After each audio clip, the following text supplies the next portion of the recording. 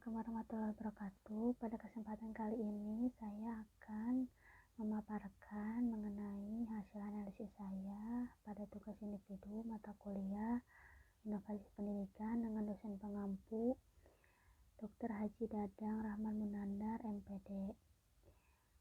Izin memperkenalkan diri, nama saya Tiffany Anggraini Putri Sholihat dengan NPM 181031310500211. Saya dari kelas 6A, Pendidikan Matematika, Universitas Singapura Bangsa Karawang. Berikut adalah hasil analisis saya. Apa yang melatar belakangi seseorang atau sekelompok melakukan inovasi? Nah, sebelum kita mengetahui latar belakangnya, sangat baik kita mengetahui definisinya terlebih dahulu. Definisi inovasi menurut Hills pada tahun 2008 adalah mendefinisikan inovasi sebagai ide, praktek, atau objek yang dianggap baru oleh seseorang, individu, atau unit pengguna lainnya.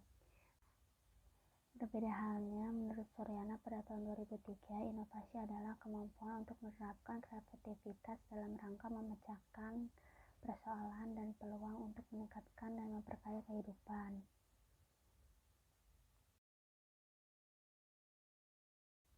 Nah, dapat disimpulkan bahwa inovasi adalah sesuatu yang berkenaan dengan barang, jasa, atau ide yang dirasakan baru oleh seseorang. Nah, meskipun ide tersebut telah lama ada, tetapi ini dapat dikatakan suatu inovasi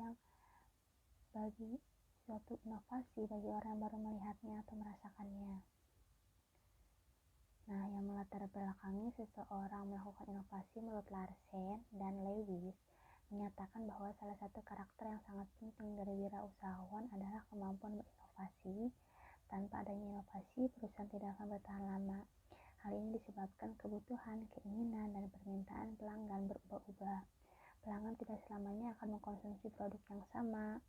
Pelanggan juga akan mencari produk lain dari perusahaan lain untuk dirasakan dapat memuaskan kebutuhan mereka. Untuk itulah diperlukan adanya inovasi terus-menerus jika perusahaan ingin berlangsung lebih lama dan tetap berdiri dengan usahanya.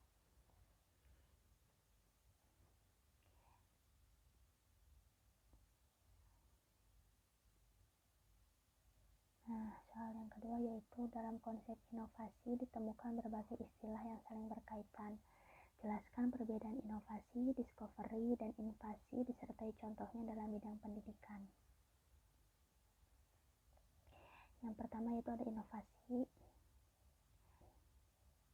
Nah, inovasi adalah suatu ide, hal-hal yang praktis, metode, cara, barang-barang buatan manusia yang diamati atau dirasakan sebagai suatu yang baru bagi seseorang atau sekelompok orang.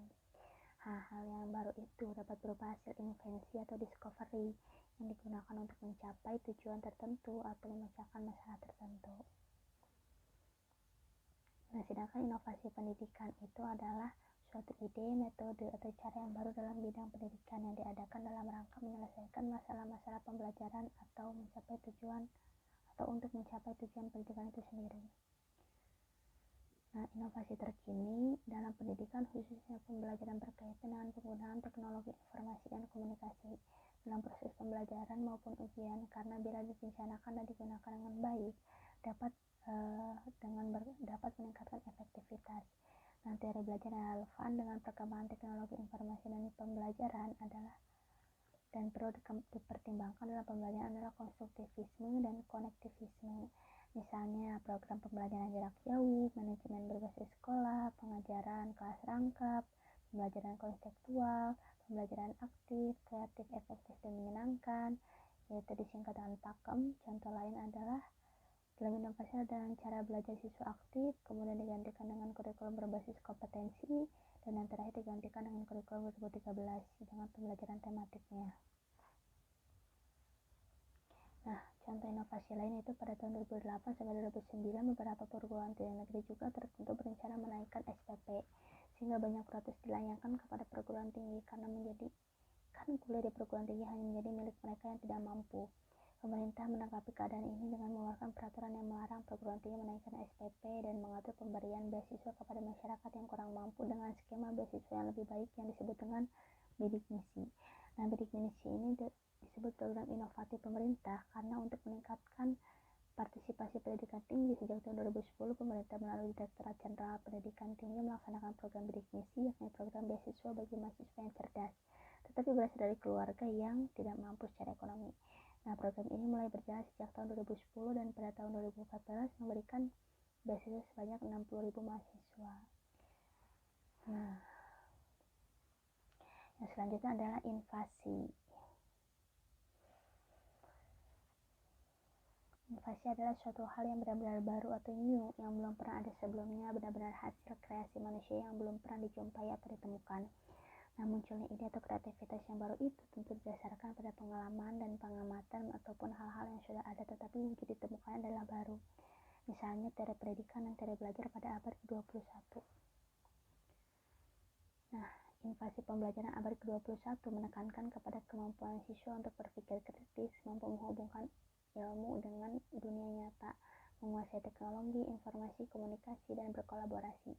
Invasi pencapaian kepiawaian tersebut dapat dicapai dengan penerapan metode pembelajaran yang sesuai dari sisi penguasaan materi dan keterampilan. Penguasaan teknologi informasi komunikasi menjadi hal yang harus dilakukan oleh semua guru pada semua mata pelajaran.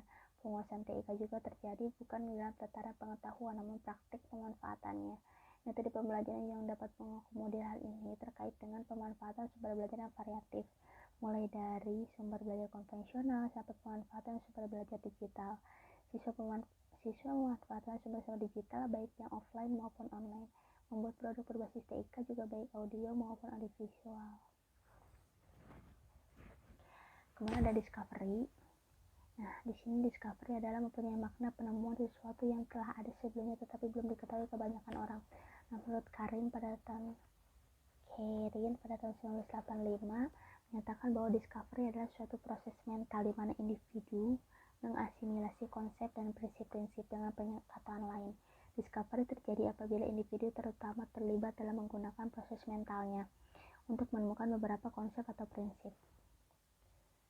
Nah, contoh discovery dalam pendidikan adalah pada model pembelajaran. Model pembelajaran yang baru namun berlandaskan pada teori belajar konstruktivisme merupakan model pembelajaran discovery learning.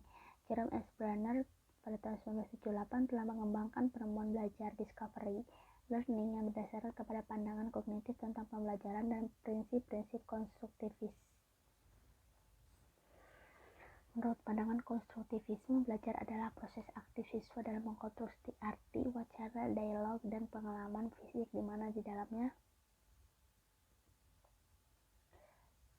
terjadi proses asimilasi dan menghubungkan pengalaman atau informasi yang sudah dipelajari. Menurut Rifai pada tahun 2011. Discovery menurut Karin dan Sun pada tahun 1985 merupakan suatu proses di mana anak dan individu mengasimilasi proses konsep dan prinsip-prinsip discovery. Terjadi apabila individu terlibat secara aktif dalam menggunakan mentalnya agar diperoleh pengalaman sehingga memungkinkan untuk menemukan konsep atau prinsip. Nah, dalam pembelajaran discovery learning juga siswa tidak diberikan konsep dalam bentuk finalnya, melainkan siswa diajak untuk ikut serta dalam menemukan konsep tersebut. Siswa juga membangun pengetahuan berdasarkan informasi baru dan kumpulan data yang mereka gunakan dalam sebuah pembelajaran penyelidikan. Keikutsertaan menemukan konsep dalam pembelajaran memberikan kesan yang lebih mendalam kepada siswa sehingga informasi disimpan lebih lama dalam memori. Proses juga menemukan sendiri konsep yang dipelajari juga memberikan motivasi kepada siswa untuk melakukan penemuan-penemuan lain sehingga minat belajar semakin meningkat. Berikut adalah discovery, invasi, dan inovasi dalam bentuk tabel. Nah, ada contoh discovery-nya juga, contoh invasi, dan contoh inovasi. Bisa dibaca di sini.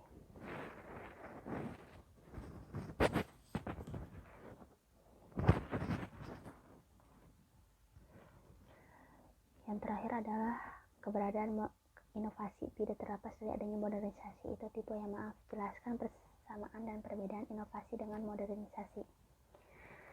Nah, sebelumnya kita harus mengetahui dulu definisi inovasi dan modernisasi.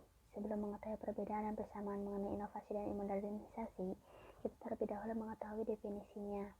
Inovasi adalah suatu ide, hal-hal yang praktis, metode, cara, barang-barang buatan manusia yang diamati atau dirasakan sebagai sesuatu yang baru bagi seseorang atau kelompok orang. Modernisasi adalah proses perubahan sosial dari masyarakat tradisional yang belum modern ke masyarakat yang lebih maju. Masyarakat industri yang sudah modern.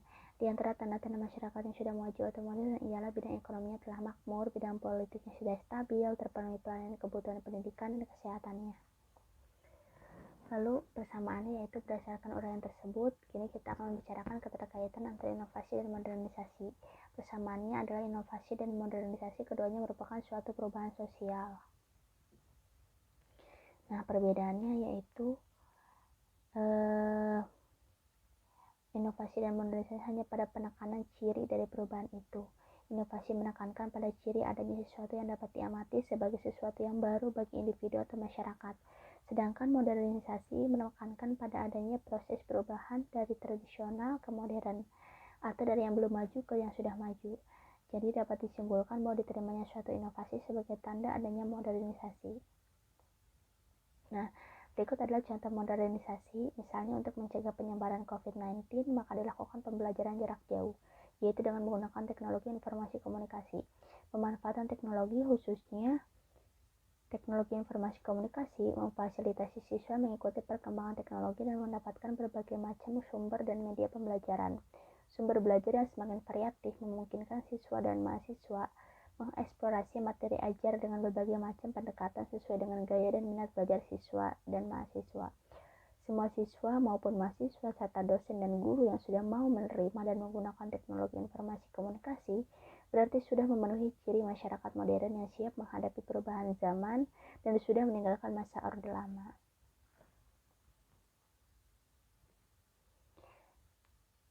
Sekian pemaparan dari saya.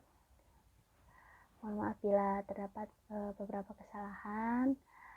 Terima kasih sudah memperhatikan dan menyimak. Terima kasih juga kepada Dr. Haji Dadang Rahman Munhandar MPD yang telah